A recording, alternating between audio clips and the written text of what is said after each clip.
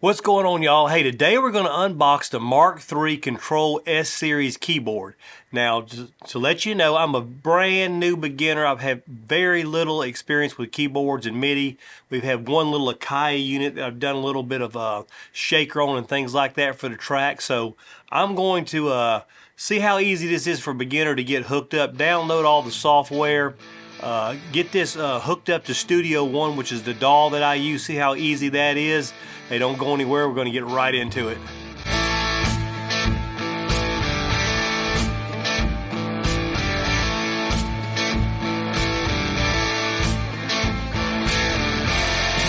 Hey, if you're new to the channel, I'm Ray with Second Chance Rising, and this is the channel that's more than just about our music and our ministry, but it's also about helping you decide on new gear, as well as giving you tips and tricks on recording and engineering.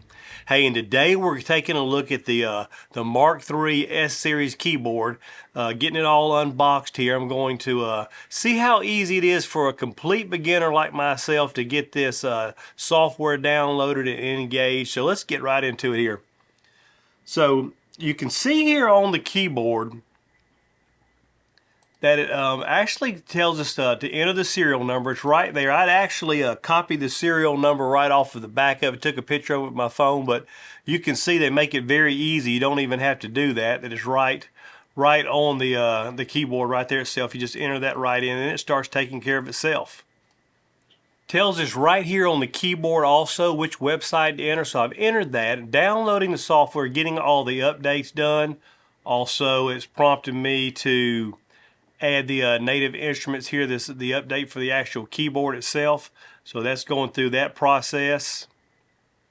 So with the magic of the internet and making videos, we've got everything all downloaded and onto the keyboard. Now, I will say downloading the software from Native Instruments and getting everything onto the keyboard was pretty easy.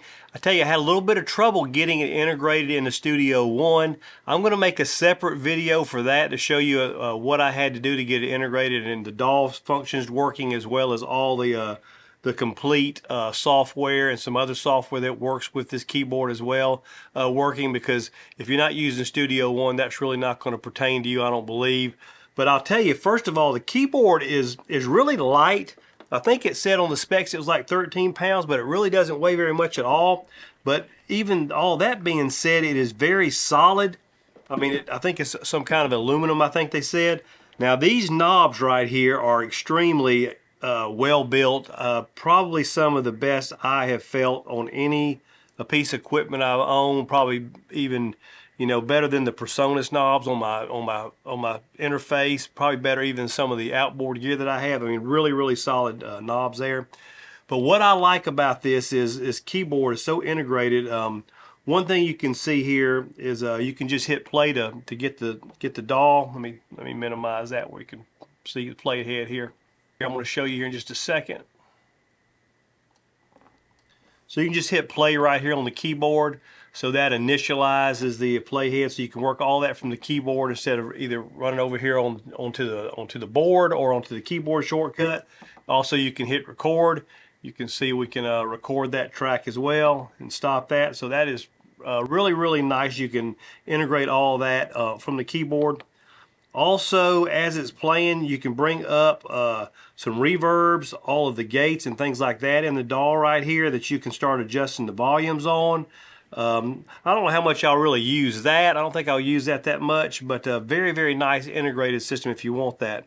Now, I know that I think it was the Akai that I had that has some faders, but I never really used all that. I just kind of want the keyboard function and to lay down maybe a few drum beats, some ear candy, some shaker and things like that.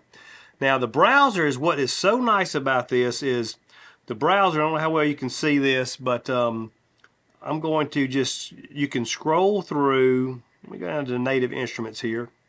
Maybe you can see that okay, but you can hit the browser here and it shows you all the programs that you have, and you can go to your I've got some stuff from Impact Soundworks, like the pedal steel, and it actually shows on the screen here as well as you too, because that's what I've got loaded up. Go down to the In Sessions audio stuff, which is the shaker plugin, which is one of my favorites. And the best thing about this is before you had to load each one of those presets in to audition it, but here you just turn the knob on the keyboard and actually audition each one of these instruments when you scroll this wheel.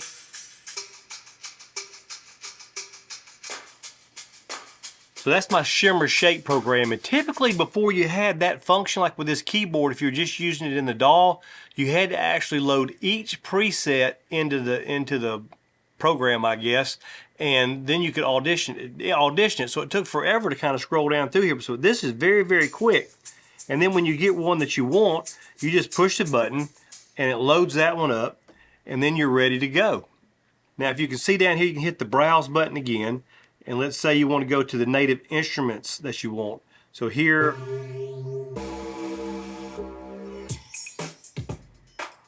so there are drum beats in here, obviously. There are all different kinds of sounds. You can scroll down to the different, all the different ones. Here's the Connect one. Let's see what we got in here. So this they call Bass Monster. So if I want to use that on the track, I would just hit that enter. It'll load that up on the track. And then we have that here.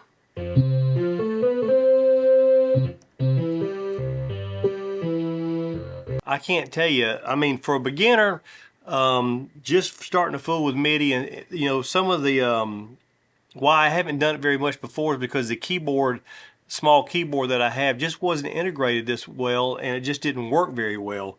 But to have all this displayed on here, and then you can go to this DAW function here, it looks like, and you can adjust the volume. So here's your output right here. You can adjust your volume, you can see right here. So far, brand new beginner, just getting this started. Took a little trouble to get it integrated into Studio One, which I'll cover on another video, but the keyboard is built very solid. It was easy to get everything downloaded from Native Instruments and Kontrol. The keyboard looks fantastic. It's lightweight. I'm going to have to do a little adaptation on my desk here to get this integrated to a system where I can really work it and be comfortable. I can reach my faders and so forth and so on. But hey, if you want to see how a beginner starts to navigate his way through this in the next several weeks and months, make sure you hit that subscribe button. I hope you found this a little bit useful. If you have, make sure that you hit that like, and let us know if you've been using one of these for a while. Let me know maybe some tips or tricks that you can help me with to get started, and some maybe your favorite programs and synth sounds and so forth that you like. Hey, we love you and God loves you. Keep looking up, and we'll see you next time.